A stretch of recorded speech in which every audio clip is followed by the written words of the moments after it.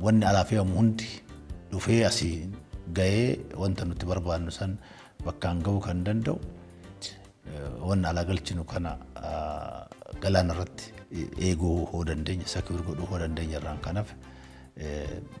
rakkoon adda addaa dhufuu danda'a cufamuus danda'a gara fuulduraatti ji'a 2 ji'a 3 galaana irratti waa asii baasuu alaa ol deebisuu hin dandeenyu taanaan kun irratti cufamnaan akka biyyaatti itti fufuun rakkoo ta'a kanaaf bakka san jiraanne opportunity akkana arganne ulaa galaana arganne of dandeenyee biyya keenya eeguun dinagdee keenya eeguun waan alaanuuf galu eeguun waan asii biyya kanarraa biyya biraatti export goonu sekiur godhuun of dirqama keenya ta'a jechaadha kanaaf baay'ee nu barbaachisa nuti waan kana yogguu gaafannu waan kana yogguu kaasnu diinni keenya maal jedhee jennee yaada keessan galchinu diinni keenya waan barbaade jedhuu danda'a wanti kun nuuf hin barbaachisu moo barbaachisu wanti kun jireenya biyyattii tanaatiif murteessaadha moo murteessaa miti wanni kun biyyi keenya akka nagaan jiraattu biyyi keenya akka guddattu biyyi keenya bakka ga'uu qabdu akka geessu ga'ee maal taphata jennee kanaan meedaalla malee diinonni keenya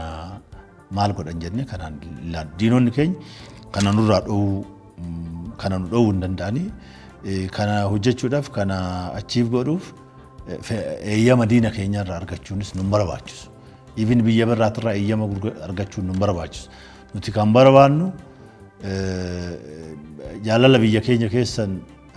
wajjin warri qaban biyyoonni gurguddaan biyyoonni iddugaleessi jiru warra kanarraa waan galaana kana barbaannuuf